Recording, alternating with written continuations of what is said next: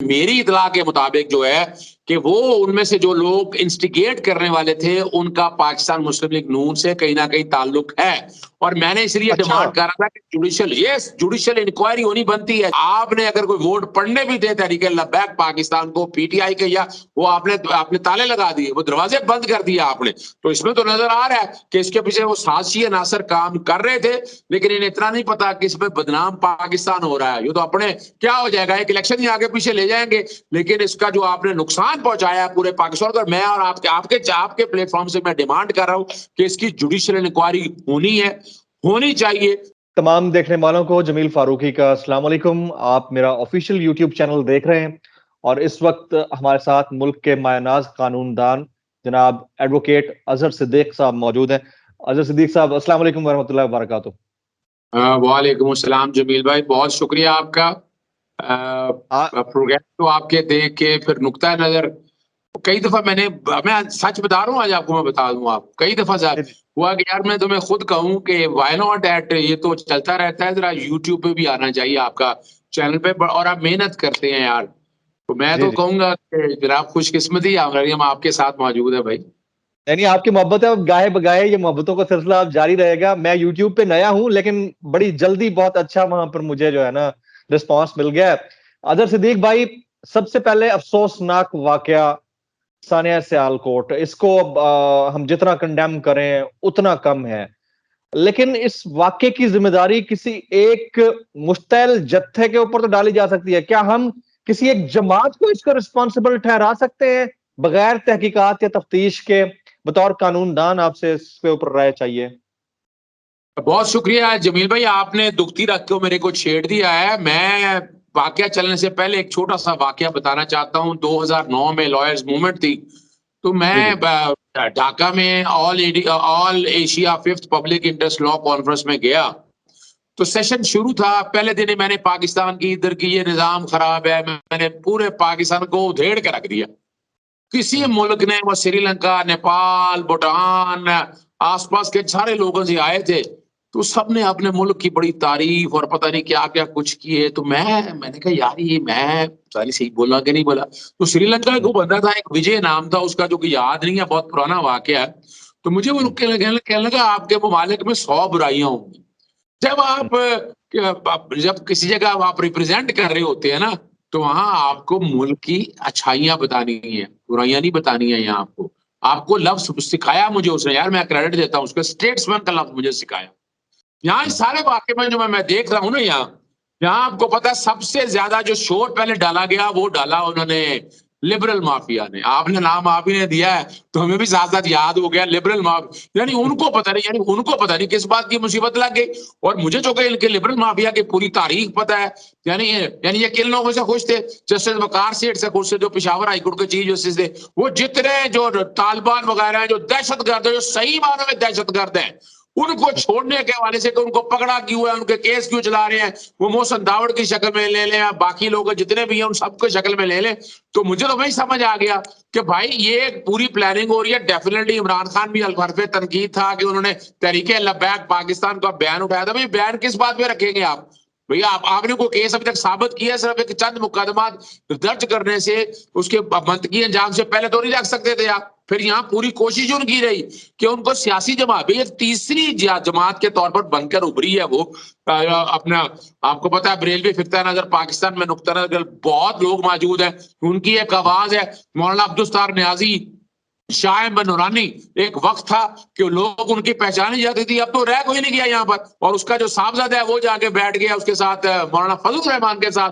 तो लोगों को तो राज चाहिए थी एक जगह के जो बैठ के उनका नुक्ता नजर लेके आ जाता। तो ये जब जितनी तेजी जब पहली दफा ये बाहर निकले और फैजाबाद धरने में जो मामला आकर, और वहां पर वही क्लास ने, वो जस्टिस काजी फाइजा के वाले जो बात जोड़ी थी, तो वही क्लास ने रोकने की कोशिश की। वो अपना फैजाबाद धरने वाला जो केस आया वो ये नहीं था, वो ये था कि ये नुक्ता नजर ये फैल ना सके, यानी वो इसको दबाना चाहते थे। जो लोग भी पीछे थे, वक्त आने के साथ साथ चीजें सारी सामने आ जाएंगी। तो यहाँ जो नुक्ता नजर मैंने देखा ना, ये एक बहुत बड़ी साजिश थी। और ये क्रेडिट जाता है आप जैसे लोगों ने, आप लोगों ने बड़ा वाज़ेह तौर पर क्लियर किया। और इस अब जरूरत भी सब्र की है। यानी हैरानगी इस बात की हुई कि ये सारे लोग भी और खास तौर पर पीटीआई के लोगों ने भी सारा ने तहरीक लब्बैक पाकिस्तान को टारगेट कर लिया और वीडियो अपलोड कर रहे हैं, शेयर कर रहे हैं, पूरी दुनिया में बता दिया वो कि भाई हम कसूरवार हैं।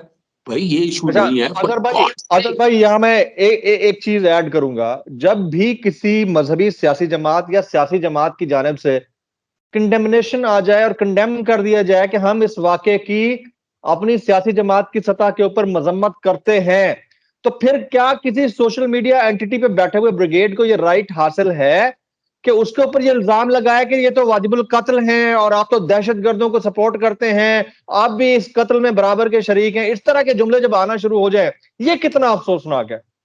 जी, इसलिए अफसोसनाक है कि आप आर्टिकल 19 पढ़ लें। आप इंसाइटमेंट टू ऑफेंस की तो ये लोग बातें करते हैं। ये तो देखे ना, ये मिसाल के तौर पर मैं एक बात करूं, फर्ज करें वो लोग जितने भी थे, मैं उनकी वकालत नहीं कर रहा, मैं पहले उन लोगों की तरफ आ जाऊं। वो 200-400 लोग पकड़े गए हैं, उनमें से 2 होंगे 4 होंगे, तो आप तो कहते हैं उन सबको वही मार दो। ओ भाई, उनमें और उनमें फर्क क्या रह गया? आर्टिकल 10 है आज जो कह राइट टू फेयर ट्रायल की बातें हैं। और आप जो है, हम क्या कर रहे हैं? आपका काम है सच बताना। आप बता रहे हैं कि भाई जिनके खिलाफ इल्जामात है ना, और ये भी यहाँ भी बड़ी ज्यादती हो रही है, ये काम स्टेट का था। यानी हर कोई हमने शुरू कर दिया है एक्यूज करना, उसको बैन कर दो, ये कर दो, और खोदा पहाड़ निकला चुका। At the end of the day तो वो तरीके लब्बैक पाकिस्तान का किसी तरह दूर दूर तक ताल्लुक नहीं था।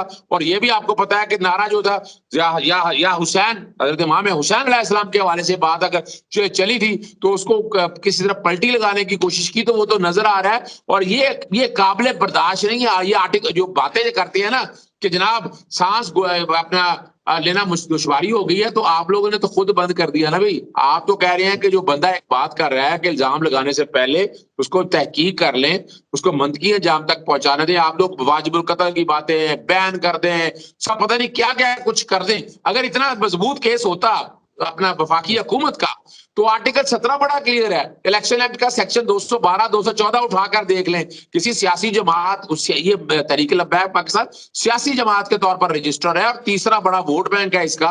उसको अगर करना है तो 17 के तहत पहले फेडरल गवर्नमेंट डिक्लेयर करेगी, फिर सुप्रीम कोर्ट ने रेक्टिफाई करना है कि वाकई उस पैरामीटर पे पूरी उतरती है। तो आप ये मेरे और आपके कहने से या इन लोगों के ब्रिगेड के कहने से ऐसा नहीं हो जाता। और ये जो कुछ भी हुआ है, इसीलिए तो डर रहे हैं, इसीलिए तो चाह रहे हैं कि आपको जरा तारीखी इवेंट देख लीजिएगा।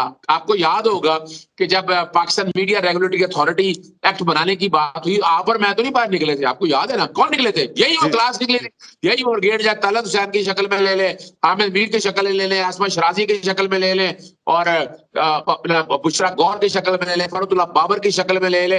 ये वो नाम है, मोहसिन दावड़ या अली वजीर चले गिरफ्तारी में था अपना, इन सबको ले ले। तो ये वो सारे लोग हैं, ये वो सारी क्लास थी कि जो चाहती थी कि हम जो कुछ मर्जी करें लेकिन इनको दबा दिया जाए। और आज भी अगर आप पीडीएम में आया होता यहाँ पर, ये जो कुछ हुआ है, ये हुकूमत वक्त को यहाँ सबक सीखना चाहिए। यहाँ अगर वो पीडीएम में होता तो ये जो पाकिस्तान का जो इमेज खराब हुआ, बैकफुट पे आ गया पाकिस्तान। हम क्या भूल गए श्रीलंका के अंदर क्या हुआ था? आपको याद होगा कोविड-19 के दौरान हम जो मुसलमानों की नशिस्तें वो जला दी गई। हमारे यहाँ तो नशिस्तें जलाना नहीं, ये तो बहुत बड़ा एक जुर्म है। और लेकिन आपके सामने कितने के ये लिबरल माफिया थे, कितना बोले। चले मैं आपको कश्मीर में ले जाऊं, ये अपना हिंदुस्तान में ले जाऊं, मुसलमानों के साथ ऐसे ऐसे अंतोनाक वाकये हुए हैं, क्या क्या हाल किया है। यहाँ कोई बोला, यहाँ कोई उठा उस तरह? आप और मैंने तो बात कर ली, इन लोगों ने कोई बात की नहीं की। तो ये बात तो एक बड़ी नजर आ गया कि ये बहुत बड़ी इंटरनेशनल कंस्पिरेसी थी कि आप सब लोगों ने मिलके बाकायदा इसको डाइल्यूट किया, लेकिन नुकसान हुआ। अजहर भाई ये बताएं कि इस वाकये की टाइमिंग कितनी इंपॉर्टेंट है। यानी इस वाकये के तकरीबन 48 घंटे के बाद ज़िमनी इलेक्शन होना है NA 133 का। उसमें पीटीआई वैसे रेस से बाहर है, उसमें टीएलपी से ज्यादा एक्सपेक्टेशंस थी। और ये वाकया तो कंडेमेबल है। जो वो 100-150 लोग हैं उसमें 5-8 जितने हैं आप उनको लटका दें, चाहे वो नारे मार रहे थे, कुछ भी कर रहे थे, लेकिन वो जमाती सतह पर तो उसकी कंडेमिनेशन आ गई। बट इसकी टाइमिंग कितनी इंपॉर्टेंट है इस वक्त, इस वाकये का इतना हाईलाइट होना कितना इंपॉर्टेंट है? आपने देखे कंस्पिरेसी अब आप बेनकाब कर रहे हैं और ये हकीकत है। मेरी इतला के मुताबिक जो है कि वो उनमें से जो लोग इंस्टिगेट करने वाले थे उनका पाकिस्तान मुस्लिम लीग नून से कहीं ना कहीं ताल्लुक है। और मैंने इसलिए अच्छा। डिमांड कर रहा था कि जुडिशियल इंक्वायरी होनी बनती है। जो मेरी इनिशियल इंक्वायरी है ना वहां पर, कि शुरू के जो लोग हैं उनके आपके ताल्लुकात नजर आ जाएंगे, वो कहीं ना कहीं इसको देखा जाए। यहाँ पर NA 133 के अंदर तहरीक लबैक पाकिस्तान है, एक बहुत बड़ा वोट बैंक है और कई पॉसिबिलिटी थी। इजाज चौधरी जब मिले थे साद रिजवी साहब से, मौलाना साद रिजवी साहब से, तो लोगों के जेहन में था अब तो यहाँ से आपने क्या कर दिया, आपने अगर कोई वोट पढ़ने भी थे तहरीक लबैक पाकिस्तान को PTI के, या वो आपने ताले लगा दिए, वो दरवाजे बंद कर दिया आपने। तो इसमें तो नजर आ रहा है कि इसके पीछे वो साजिशी अनासर काम कर रहे थे, लेकिन इन्हें इतना नहीं पता कि इसमें बदनाम पाकिस्तान हो रहा है। ये तो अपने क्या हो जाएगा, एक इलेक्शन ही आगे पीछे ले जाएंगे, लेकिन इसका जो आपने नुकसान पहुंचाया है पूरे पाकिस्तान को, मैं और आपके प्लेटफॉर्म से मैं डिमांड कर रहा हूं कि इसकी जुडिशियल इंक्वायरी होनी है, होनी चाहिए। बार बार कह रहा हूं मैं, इमरान खान साहब को भी कह रहा हूं, उस्मान बुज़दार को भी मैंने बकायदा ट्वीट भी किए और उनसे मुतालबा यही किया है कि इसकी जुडिशियल इंक्वायरी अपना होल्ड की जाए और ये सारे मुहरकात सामने आ जाएंगे। एक तो एलिमेंट देख रहे, 3 तरह से बातें चल रही है कि ये मैंने आपको सियासी रंग जो आपने दिया मैं उससे इत्तेफाक करता हूं और मेरी इब्तदाई तहकीक यही है। दूसरा ये है कि फैक्ट्री वर्कर की अगर कोई लड़ाई थी आपस में, उसको ये रंग दे दिया गया। और तीसरी जो बात है कि अगर इस हाल में अगर कोई मजहबी पहलू था भी, तो उस मजहबी पहलू में क्या तरीके लबैक पाकिस्तान थी, उनकी कंडेमिनेशन आ गई। उन्होंने वाज़ेह तौर पर, मैं स्पेस में आपके साथ मौजूद था वहां, उन्होंने बड़ा वाज़ेह तौर पर कह दिया, तो मैं नहीं समझता। और इसमें और देखिए इसमें खुल के अगर उन्होंने बात की है कि वो इस तरह के स्टैंड को सपोर्ट करते नहीं है। और अगर हमने यही काम शुरू कर दिया तो फिर हमें और वो तालिबान में फर्क क्या रह गया। और वो तालिबान यानी एक बड़ी प्लानिंग के साथ जो एक्सट्रीमिस्ट है ना, वो एक्सट्रीमिस्ट का यानी कभी भी याद रखिएगा कि अहले जी। सुन्नत वल जमात या बरेलवी नुक्ता नजर जो है ना, वो एक्सट्रीमिज्म पे बिलीव नहीं करता है। ये तो नहीं नहीं जबरदस्ती करता डाला। है। एक आखिरी सवाल, वीलॉग बहुत लंबा हो जाएगा, मैं चाहता हूं ज्यादा से ज्यादा लोग इसको देखें। एक आखिरी सवाल, अगर जो सोशल मीडिया पे ब्रिगेड्स बैठी हैं मुख्तलिफ सियासी जमातों की, जो बार बार हमें आकर ये कह रही हैं कि आप दहशत गर्दों को सपोर्ट कर रहे हैं, आप ये कर रहे हैं, पर इस तरह के जुमले जो मैं बयान भी नहीं कर सकता, अगर कोई तंजीम या कोई जमात या कोई मजहबी सियासी जमात इतनी बड़ी दहशत गर्द है, तो मुल्क का वजीर आजम जब ट्वीट करता है तो वो कहता है कि सानिया सियालकोट में मुश्तैल हुजूम ने जो किया उसको करार वाकई सजा मिलनी चाहिए। उन्होंने तो नहीं लिखा कि ये TLP थी, उन्होंने तो नहीं लिखा कि ये कोई जमात थी या कोई सियासी या मजहबी जमात थी। जब मुल्क का प्राइम मिनिस्टर ये ओन करने को तैयार नहीं है, तो ये कौन होते हैं किसी को ये ब्लेम करने वाले? इनसे ज्यादा इश्ताल फैलाने वाला तो कोई और है ही नहीं। अजहर सिद्दीक साहब, आपने बड़ी जबरदस्त की। मैंने FIR पढ़ी है 1214/2021। उस FIR में 302 अपना सब इंस्पेक्टर SHO ने करवाई है। उसमें भी एक लफ्ज नहीं है उस FIR के अंदर कि आप बैठ के अगर ये कहें ना कि वहां पर आया हो TLP के हवाले से, अगर आया हो तो बिल्कुल लिखते वहां पर लिखते कि ये TLP के लोगों ने किया है, उनका नाम आना था, एक्विजिशन आनी थी। ये उससे बड़ी और क्या बात है? सबसे बड़ा जो पीस ऑफ एविडेंस इस वक्त मौजूद है वो FIR है। फिर वजीर आजम साहब की तरफ से आ जाना और ये बैठ के हम अपने इख्तरा के तौर पर बात कर रहे हैं, तो अगर स्पेस देनी है तो दोनों हाथों से ताड़ी बजती है।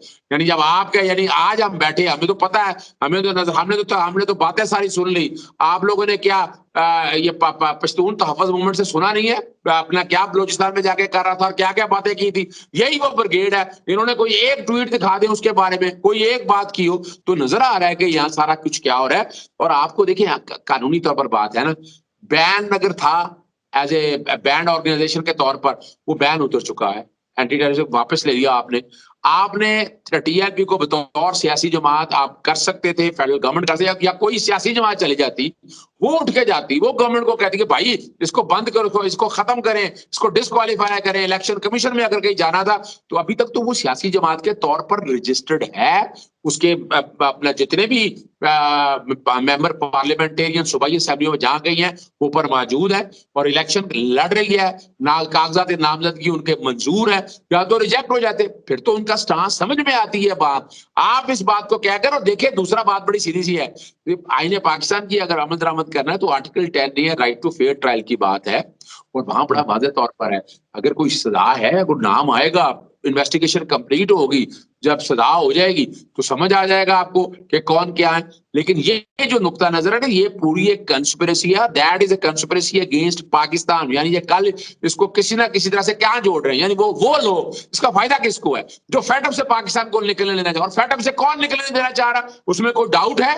इंडिया देख लें, अमेरिका देख लें, वो सारे लोग, और उनको और ये सारे लोग जो हैं, तो हम भूल गए हैं क्या? हमदुल्ला को भूल गए हैं क्या? वो लोग जाके किन से मिल रहे थे? नवाज शरीफ। और अगर उस सबको सियासी जमातों को अगर उठाकर देखें आप कि यहाँ ये काम में पूरे बिल्कुल ठीक, तमाम सियासी जमातों को 100%। इकट्ठे खड़ा होना चाहिए था, सामने आना चाहिए था इस सारे मसले में कि ये पाकिस्तान की सालमियत का मसला है। पाकिस्तान में इल्जाम क्यों लगाया जा रहा है? हम क्यों हवा दे रहे हैं? सारे लोग ये लगे ठीक है बैठे हैं। एब्सोल्युटली राइट, बिल्कुल ठीक। अजहर सिद्दीक भाई, वीलॉग लंबा हो रहा है और मैं चाहूंगा कि हम जब भी बात करें इतनी हो कि आपको पता ही है कि यूट्यूबर्स के लिए एक लिमिट होती है कि उसमें वो ज्यादा से ज्यादा लोग देख सकें। तो इंशाल्लाह नेक्स्ट जो हमारा सेशन होगा ना, उस पे हम ये जो साकिब निसार साहब वाली ऑडियो आपने जो फॉरेंसिक करवाया, इसके अलावा आपकी कानूनी और आईनी जो माहिराना राय है, उसको हम शामिल हाल रखेंगे अपने यूट्यूब चैनल के ऊपर। आपने आज के लिए इस नशिस्त में हमारे लिए वक्त निकाला है। अजहर सिद्दीक भाई, आपका बहुत बहुत शुक्रिया। Thank you.